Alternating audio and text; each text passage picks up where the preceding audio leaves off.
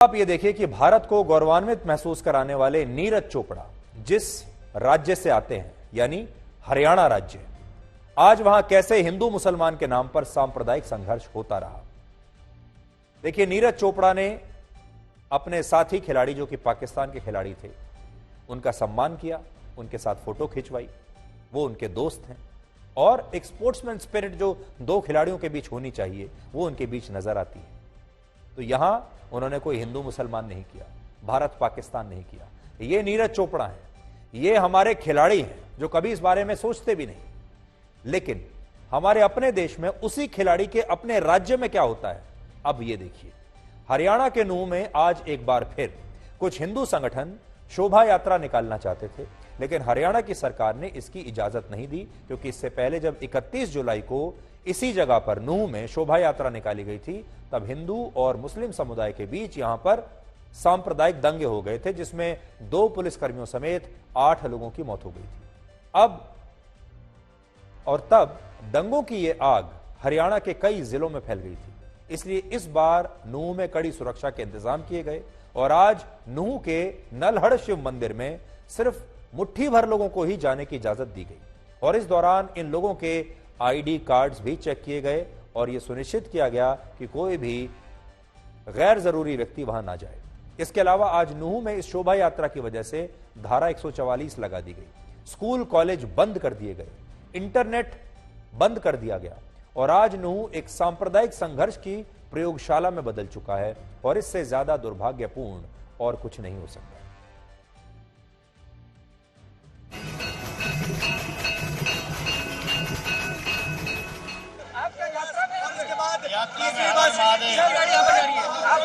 बकायदा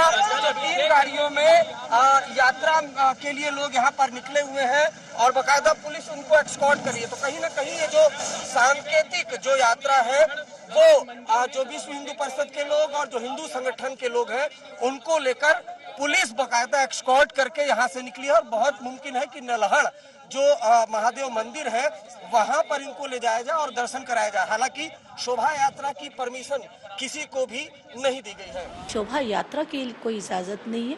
जो जहाँ पर है वो जलाभिषेक करें और ये क्योंकि एक आस्था का एक परंपरा है और पिछले सोमवारों में भी जलाभिषेक होते रहे। नूह के जितने भी बॉर्डर हैं उन तमाम बॉर्डर्स पर बैरिकेडिंग कर दी गई है, पैरामिलिट्री फोर्सेस के जवानों को वहां तैनात किया गया है, हरियाणा पुलिस के जवानों को तैनात किया गया है और सभी को हिदायत दी गई है कि नूह के अंदर जो नूह बॉर्डर के अंदर एंट्री होने के पहले उनका पहचान पत्र चेक किया जाएगा। देखिए दूसरे साइड आपको पुलिस के जवान वहां पर दिखाई देंगे और सभी के हाथों में डंडे हैं, उसके अलावा वज्र वाहन आपको दिखाई देगा। नलहड़ महादेव मंदिर के आसपास का पूरा छावनी में तब्दील हुआ है। हरियाणा पुलिस और उसके साथ साथ अगर कहा जाए आईटीबीपी की जो पैरामिलिट्री फोर्सेस हैं उनको यहाँ पर तैनाती जो है वो की गई है। नूह आने वाले तमाम रास्तों पर पुलिस ड्रोन के जरिए नजर रखी हुई है, घरों की छतों पर कि किसी तरीके से कोई पथराव ना कर दे। अब देखिए यह बात भी कितनी दुर्भाग्यपूर्ण है कि नूह के इस सांप्रदायिक तनाव के बाद बहुत सारे लोग आज ये पूछ रहे हैं कि क्या भारत में अब हिंदू समुदाय के लोग मुस्लिम इलाकों से अपने त्योहार और शोभा यात्राएं नहीं निकाल पाएंगे? अगर कहीं पर मुस्लिम आबादी रहती है तो क्या अब हिंदुओं की शोभा यात्रा उन सड़कों से नहीं गुजर पाएगी, उन गांवों से, उन शहरों के बीच से नहीं जा पाएगी? क्योंकि नूह में अभी यही हो रहा है और इससे भी खतरनाक बात यह है कि अब इस शोभा यात्रा को लेकर जो है बहुत राजनीति हो रही है, दूसरे आतंकवादी संगठन भी इसमें बीच में कूद पड़े हैं। लेकिन पहले मैं आपको यह बताना चाहता हूं कि होना क्या चाहिए था। होना यह चाहिए था कि भारत एक धर्मनिरपेक्ष देश है, संविधान हर धर्म के लोगों को यह पूरी इजाजत देता है कि वो अपनी शोभा यात्रा निकाल सकें, अपने त्योहारों को पूरी आजादी के साथ मना सकें, चाहे वो मुस्लिम हो, हिंदू हो, क्रिश्चियंस हो या सिख हो। लेकिन हिंदुओं को उनकी शोभा यात्रा को रोक देना, यह कहकर कि कानून व्यवस्था इससे बिगड़ सकती है, यह उसका हल नहीं है। असल में सरकार को और पुलिस को यह सुनिश्चित करना चाहिए था कि कानून व्यवस्था न बिगड़े और उन्हें इतना कंट्रोल रखना चाहिए कि कानून व्यवस्था न बिगड़े और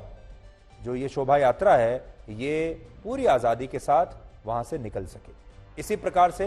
जब दूसरे धर्म के लोग अपनी शोभा यात्रा निकालेंगे तब शोभा यात्रा को रोकने का कोई तर्क नहीं है। उस शोभा यात्रा को भी जाने का पूरा अधिकार है और सरकार को और पुलिस को, चाहे वो मुसलमानों की शोभा यात्रा हो या हिंदुओं की शोभा यात्रा हो, उन्हें यह सुनिश्चित करना होगा कि आप शोभा यात्रा निकालिए, आप त्योहार मनाइए, आपको कोई परेशान नहीं करेगा। और हम यहां पर हैं और हम हर व्यक्ति की सुरक्षा की गारंटी लेते हैं और सुरक्षा को हम सुनिश्चित करेंगे। लेकिन इसके बदले में पुलिस कर क्या रही है, हरियाणा सरकार क्या रही है, वो शोभा यात्रा को ही कैंसिल कर रही है। वो लोगों को यह बता रहे हैं कि अब आप शोभा यात्रा निकाल ही नहीं सकते, जिससे कि हमारे देश में और हमारे समाज में एक गलत संदेश जाएगा और बाहर की जो ताकतें हैं, जो ताकतें हमारे देश को बांटना चाहती हैं, हमारे समाज को बांटना चाहती हैं, वो इसका पूरा की पूरा फायदा उठाएंगे। और फायदा कैसे उठाएंगे अब आपको बताते हैं। इस्लामिक स्टेट का नाम तो आपने सुना ही होगा, आईएस का इस्लामिक स्टेट का एक मुखपत्र है जिसे वॉइस ऑफ खुरासान कहते हैं। आज मैं लेकर आया हूं, ये उनका मुखपत्र है और इस मुखपत्र के ताजा अंक में जो उनका नया इशू आया है, उसमें इस मुखपत्र में उन्होंने लिखा है कि नूह में हुए सांप्रदायिक दंगे के खिलाफ भारत के मुसलमानों को एकजुट होकर यहां की हिंदू आबादी से हिंसक बदला लेना चाहिए। यानी यह आतंकवादी संगठन भारत के मुसलमानों को भड़का रहा है, उन्हें बरगला रहा है और कह रहा है कि नूह के मुसलमानों को हिंदुओं से बदला लेना चाहिए और यहां पर जिहाद करना चाहिए। इस्लामिक स्टेट के इस मुखपत्र का नाम है वॉइस ऑफ खुरासान, जैसा आप अपनी स्क्रीन पर पढ़ सकते हैं। और इसके नए संस्करण में लिखा है कि भारत में मुसलमानों पर अत्याचार हो रहा है और इसमें उन्हें जिहाद के लिए भड़काने की कोशिश की गई है। और इसके लिए इस अंक में नूह की हिंसा, ज्ञानवापी मस्जिद और राम मंदिर जैसे मुद्दों का जिक्र किया गया है और इसके पढ़ने वाले मुसलमानों को वो एक तरीके से भड़काने की कोशिश कर रहे हैं कि वो हिंसा पर उतारू हो जाए। इस्लामिक स्टेट के इस मुखपत्र में भारत के सुप्रीम कोर्ट पर कई आपत्तिजनक टिप्पणियां की गई हैं और लिखा गया है कि भारत के सुप्रीम कोर्ट को मुसलमानों के बारे में सोचना चाहिए और उन्हें न्याय दिलाना चाहिए। और इसमें हरियाणा के गृह मंत्री अनिल विज पर भी हिंदू संगठनों का समर्थन करने के लिए उन पर आरोप लगाया गया है और धमकी दी गई है। अब मैं आपको पढ़कर सुनाता हूं जिससे आपको पता चलेगा कि इस्लामिक स्टेट कैसे हमारे देश के अंदरूनी मामलों में दखल दे रहा है और जो लोग इसे पढ़ रहे होंगे उन पर क्या असर पड़ेगा और कैसे यह भारत में दंगे फैलाने का सीधा सीधा मामला बनता है। अंग्रेजी में है ये और वो कहते हैं, so rise up O Muslims of Hind, यानी हिंदुस्तान के मुसलमानों जाग जाओ। Take revenge for each and every act of operation and injustice against your brothers. और आगे लिखते हैं, burn Hindus alive, burn their homes, markets and crops of these people, kill them in their streets, crush them using vehicles. आगे भी ऐसी आपत्तिजनक भाषा है जो कि पढ़ी भी नहीं जा सकती, जिसमें कि ये लोगों को उकसा रहे हैं कि आप हिंसा पर उतारू हो जाइए और फिर ये कह रहे हैं कि हमारे पीछे we have millions and billions behind us to whom our voice reaches and we have only one इलाज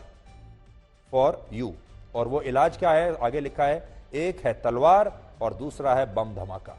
ये इलाज ये बता रहे हैं कि ये इलाज करना चाहिए भारत का। तो आज हम भारत सरकार से भी ये कहना चाहेंगे कि हमारी जो आईबी है, हमारी जो एजेंसीज हैं, जो कि इंटेलिजेंस एजेंसीज हैं, जो इस तरह की चीज़ों पर नज़र रखती हैं, उन्हें इस वॉइस ऑफ खुरासान पर नज़र रखनी चाहिए और जो भी हमारी कानूनी ताकत है वो लगाकर ऐसे लोगों के खिलाफ सख्त कार्रवाई करनी चाहिए। अब ये इस्लामिक स्टेट के लोग जहां पर भी हैं, अगर इनके कुछ लोग भारत में फैले हुए हैं या फिर किसी दूसरे देश से ये ऑपरेट कर रहे हैं, आज के ज़माने में कोई भी देश किसी भी दूसरे देश में सीमा पार करके अपने दुश्मनों तक पहुंच सकता है। ऐसी टेक्नोलॉजी हमारे पास है और बहुत सारे देशों के साथ हमारी ऐसी संधियां भी हैं कि हम वहां से अपने अपराधियों को पकड़ सकते हैं और उन्हें अपनी न्याय प्रणाली के तहत लाकर उन पर मुकदमा चला सकते हैं, उन्हें सजा दे सकते हैं। अब समय आ गया है कि भारत की सरकार को, हमारी इंटेलिजेंस एजेंसीज को इस तरह के जो कायर हैं, जो ये इस तरह की सामग्री लिखते हैं, जो आतंकवादी, वो दुनिया के किसी भी देश में है, वहां पर पहुंचना चाहिए और इनके खिलाफ कड़ी कार्रवाई करनी चाहिए ताकि इस तरह के मुखपत्र अब छपने ही बंद हो जाए। क्योंकि ये अभिव्यक्ति की आजादी नहीं है,